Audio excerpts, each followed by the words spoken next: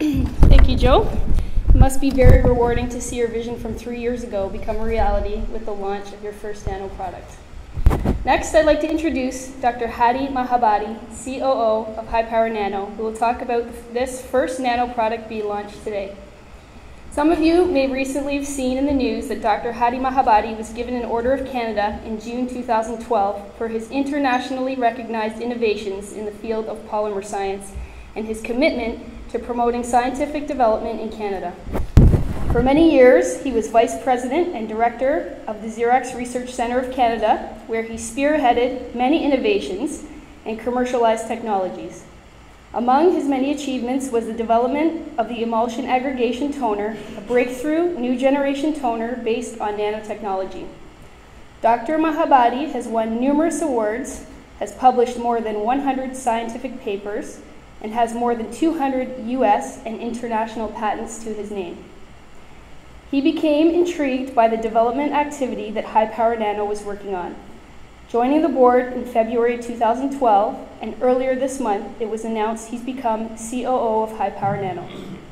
Please join me in welcoming Dr. Hadi Mahabadi.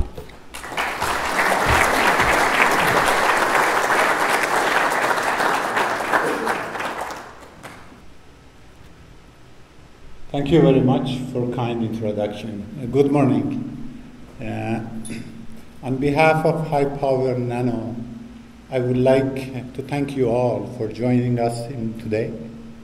It's a very exciting day because we are announcing the first product of the High Power Nano. It's an exciting product that we are announcing today. It's exciting, first of all, because it's first in kind of this type of product. Secondly, is invented and made in Canada. And thirdly, is going to address problem which many people around the world facing. So this is why it's so exciting. What is the problem that people have and we are trying to solve? This problem is the problem related to sun. We all enjoy sun. We like the sun. If the sky is gray for some time, we would start feeling bad and the mood goes down. You heard many times from people who are living in Vancouver. They don't like the gray sky, so they are looking for sun. Many of us spend a lot of money to go to sun destination. So sun is a very important part of our life. We like it, but at the same time had its own problem.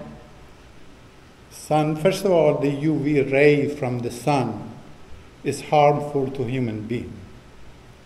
Also damages certain products, let's say furniture, fabrics in the stores, change color because of the UV ray, and some produce and product go bad when reaches too much sun ray. So that's one issue with sun. We like the sun, we don't want the negative impact of the UV ray from the sun.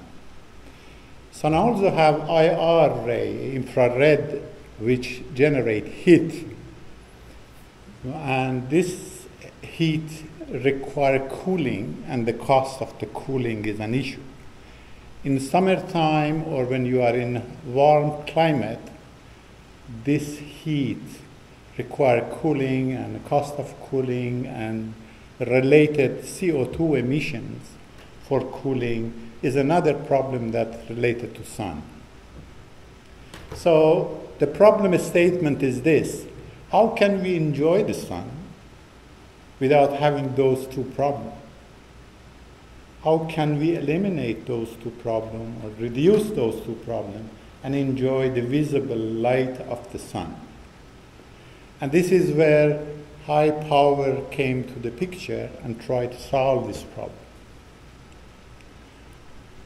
How? High power nano combine nanotechnology and clear waterborne coating to come up with a product which eliminate or minimize the challenge of the sun and allow us to maintain the part of the sun that we love and we like. Before I start saying how nanotechnology play in our product, I would like to introduce nanotechnology to you.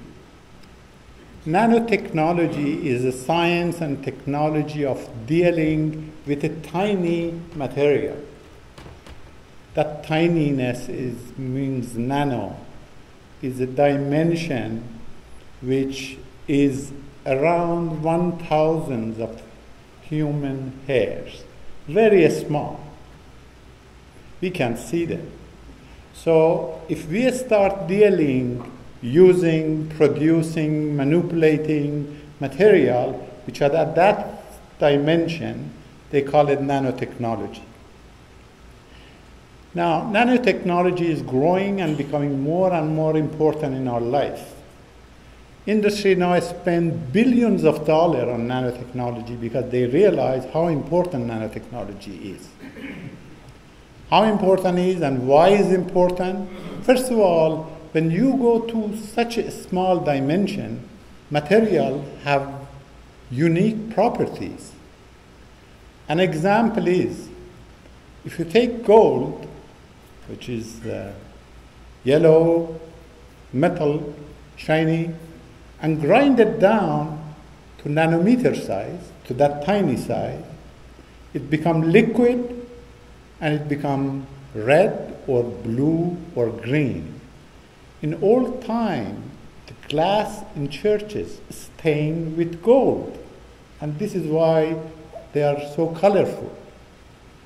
So it's an example of, if you go to nanometer size, the property of gold or many other stuff change and become unique.